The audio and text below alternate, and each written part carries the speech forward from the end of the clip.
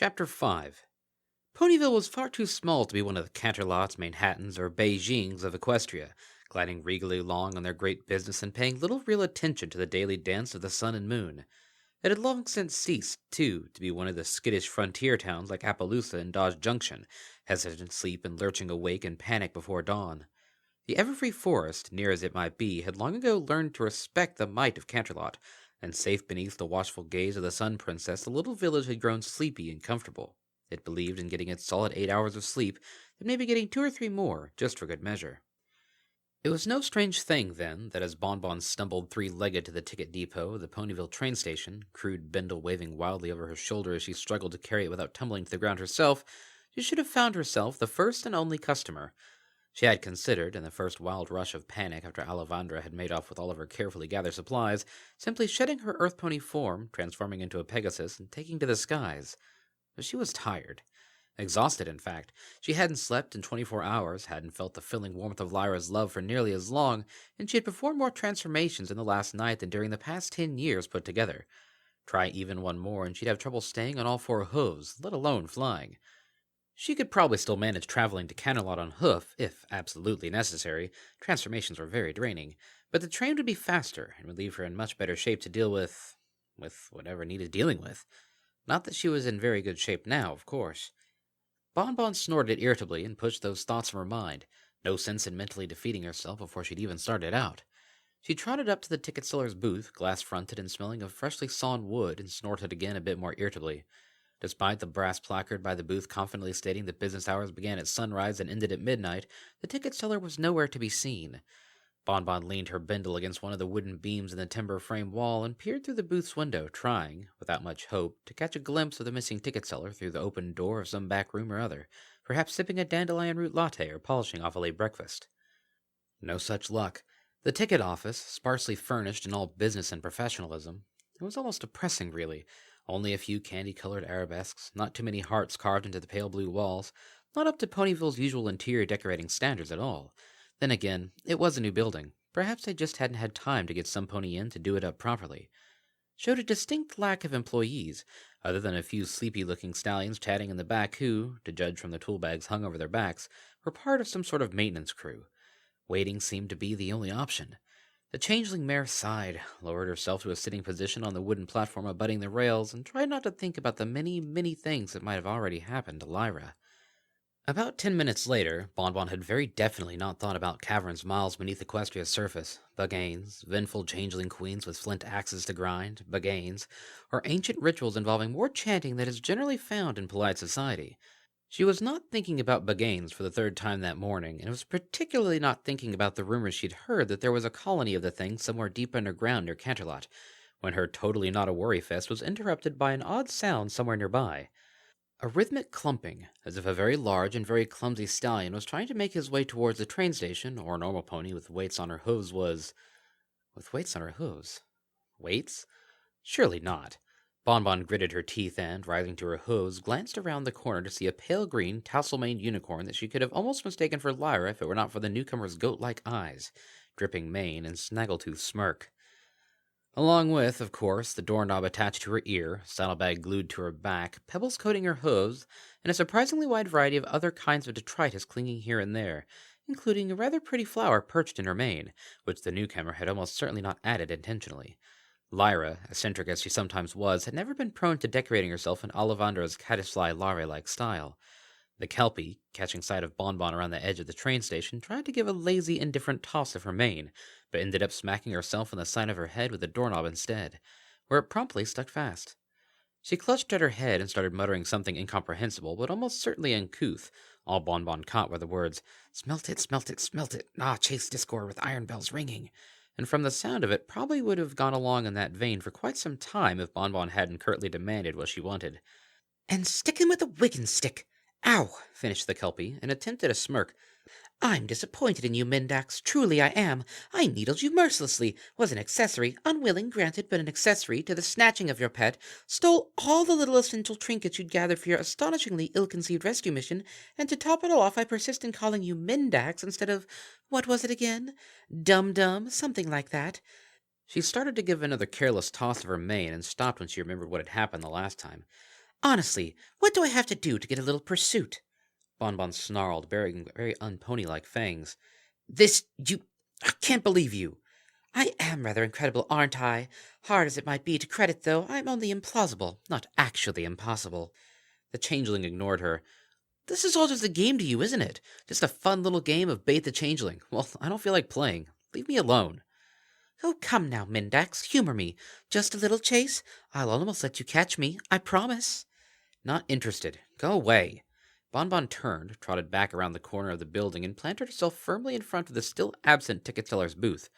Aldrovandra, sidled beside her, cast an inquisitive glance at the booth, looked to Bonbon, then back to the booth. So, what's this wooden box all about? Some sort of shrine? It's a ticket booth. I'm waiting for the pony that should have been here half an hour ago to arrive so that I can buy a ticket and save Lyra. Aldrovandra raised her eyebrows, impressed. They sell tickets for that? If only. It's for a train, Kelpie. A sort of a traveling box on wheels that'll take me to Canterlot. Why are you still here? Aldrovandra yawned and stretched herself. I find your obtuseness enthralling, that's all. I have your stuff, you need your stuff. I run away, you run after. Is this concept really so difficult for you to wrap your little mind around? Okay, that was it. Leave me alone, you horrible little thing. Just leave me alone. I don't care what you steal. I don't care how snarky you are. I don't care how sly and capricious and fey you are. I'm going to save Lyra, and nothing, do you hear me? Nothing is going to distract me from that. If I had to, I would walk to Canterlot.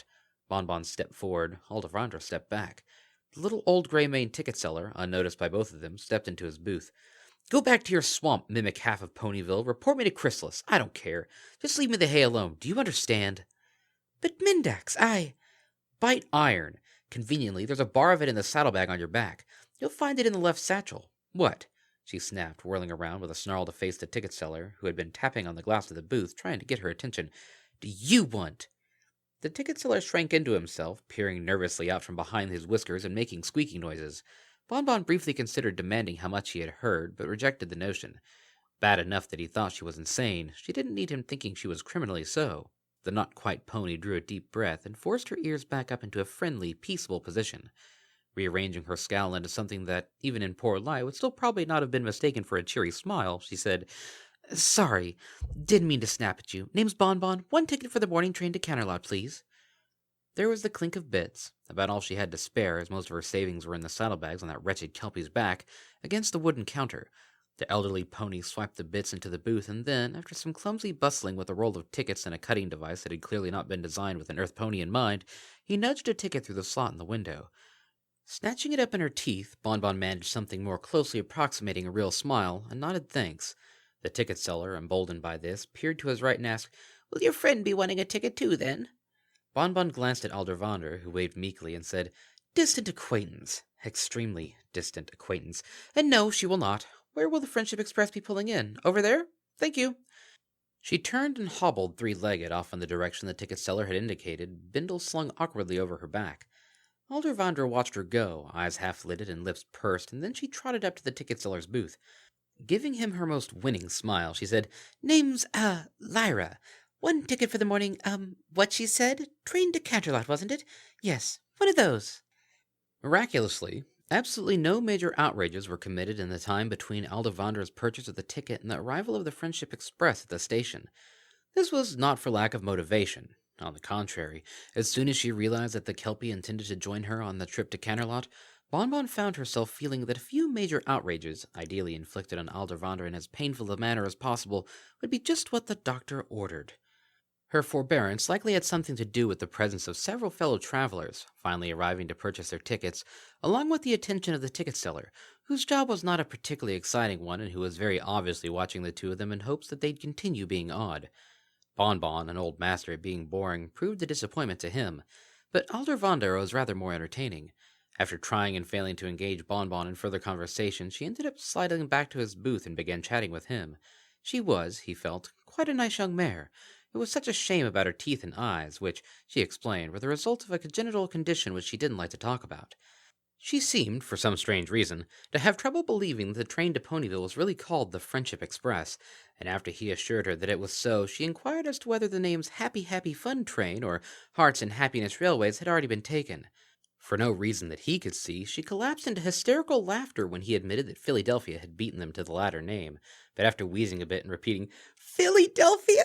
Once or twice, she managed to pull herself together, and after learning that he and his family had recently moved to Ponyville, she began to describe the beauties of Froggy Bottom Bog to him, explaining that its bad reputation was an exaggeration. There was no danger at all, she said. He should really take a walk there sometime, make a party of it, bring the wife and Foles along, go for a swim. It was at this point that Bonbon, who had been paying no attention to the conversation with such determination that it looked as if she was about to sprain a muscle, trotted over, bit down on one of the saddlebag's loose straps, and yanked Aldevandra away, muttering furiously past the cloth in her mouth. She spat the strap out of her mouth. Sociopathic, cannibalistic, wretched. Ponies are watching, Bonbon, warbled the Kelpie, and technically speaking, I'm not cannibalistic. Well, she added in an undertone, not since the exile. Honestly, I don't know why Queen Zoobidoo made such a fuss. He was already dead when I found him, after all, and it wasn't like I wasn't like... Her shrill voice wavered and trailed off into silence, her snide smirk shifting to an expression of pure horror. She stumbled back, eyes fixed on something behind Bonbon, and screeched, Epona and Danu, what is the thing? Bonbon whirled around, muscles tensed and ready for flight, and then relaxed. About time. That, she said, turning to the cowering Kelpie, would be the train. Ah, yes, of course. Aldrovandra stared up at the train as it drew level with the platform, free ear plastered flat against her head and doorknob-encumbered ear bent back as far as it would go. Box on wheels, you said. So it is. Fancy the... What was that? Is it supposed to do that? That's a train whistle. It's harmless. I see. Bonbon hobbled towards the door of the train, ticket in her mouth and bindle on her back, and Aldrovandra followed, eyes still glued on the smoke-belching, iron-laced artifact of pony technology looming over their heads. For once, she had nothing snarky to say about candy-themed decorations. The sheer size of the machine seemed to have impressed her too much for that. It was a shame, Bonbon reflected, that she hadn't been scared away by it completely, but at least the wretched she wasn't likely to get her into any trouble during the ride. Do they normally throw passengers out of the train like that? Asked Aldevandra. Bonbon didn't appear to have heard her. The changeling was slumped by the side of the railway tracks 5 hours from Ponyville, and Celestia knew how many hours from Canterlot, staring glumly at the rapidly shrinking train as it sped off into the distance, slowly rising up the mountain foothills. Canterlot itself was just visible far above, its delicate spires and towers lightly grasping the rocky bones of the Canterhorn like a cluster of titanic icicles dangling impossibly up into the sky. It looked surreal and untouchable, and horribly far away. Which, unfortunately, it was. Bonbon brought her gaze down, surveying the miles of low-lying, boggy countryside that lay between her and Lyra. The Canterhorn was not a natural mountain. Its origins weren't really known, but Bonbon had heard legends describing how, in the distant past, Celestia had raised it as a memorial to her corrupted and banished sister. Aldrovandra, who seemed to be feeling that not enough attention was being paid to her, piped up. Honestly, it wasn't really my fault. You could have explained the concept of a restroom to me before we got on the train. Or had once been a great valley, rich and full of life, that Discord had inverted in the heavens thousands of years earlier in a divine prank. As for the windows, I consider myself blameless. They looked wet to me. How was I to know they weren't and I was going to stick to them if I touched them? Nasty stuffed glass, by the way. How do ponies make it? Some kind of salivary secretion, I suppose? It does decay, yes? Or was it the tailings of Tartarus cast up from the deeps when Celestia and Luna had first dug out that cavernous prison for all the worst monstrosities created by Discord during his reign? And I think that, in all fairness, I deserve to be praised for trying to eat the sea cushions. Granted, I had no reason to suppose that they were edible, but I was getting peckish, and I knew you fussed if I ate one of the other passengers. I really think a more level-headed conductor would have contented himself with a reprimand, particularly after I explained to him how it was really all your fault because I was mentally unstable and you were supposed to be looking after me. Or, this, told by the she, Bonbon wasn't fond of their legends, but she was running out of thoughts to distract herself from Aldevandra's prattle, any port in a storm, that it was the first and greatest Minier, carved and set in the earth by Epona herself, and that eventually the stone-shod queen would wake from her multi-millennial slumber and strike the Sun Princess's castle from the crest of the Canterhorn, casting it down in crumbling ruin to the valley below and cleansing her Menhir of the blasphemy that had been committed against it. I thought for sure he'd see it was all a big misunderstanding, and then we'd laugh about how silly we'd all been. I suppose, in retrospect, I shouldn't have told him all that while you were asleep. Rather gave the impression you were shirking your duties, now that I think about it. Whatever the truth was, the Canterhorn was something separate and apart from the mountains nearby, a towering iceberg of stone resting in the soil of the central equestrian valley. Over the millennia, the earth beneath it had slowly buckled, creaking down into a vast bowl that had just as slowly filled with silt and water to create a great sunken bogland. Still, like I said, a more sensible conductor would have. Aldervander cocked her head, glass shards embedded in her mane clinking against the doorknob. Mendax, are you even listening to me? It was not an ideal landscape for traveling on hoof, but thanks to... Bonbon shook her head. Best to avoid thinking about the thing making noises next to her. Niocidal rages, cathartic as they might be, would only end up being a distraction from the matter at hoof. Best get going. The pale yellow changeling sighed, hoisted her bindle up on her back, and set off along the railway bed, hopping and stumbling her three-hooved and sleep-deprived way towards Lyra. Aldrovandra, who had been occupied in trying to detach fragments of cushion from her face and was so far failing miserably, glanced up at the sound of Bonbon's departure. She started after the departing changeling for a moment and gave an enormous toothy yawn. She might have not been up as long as Bonbon had, but the night was her time for wakefulness, and all this trotting around under the sun was leaving her feeling drowsy. With a clunk and a clatter she rose to her hooves, cast one quick, suspicious glance at the steel train tracks, and trotted after Bonbon.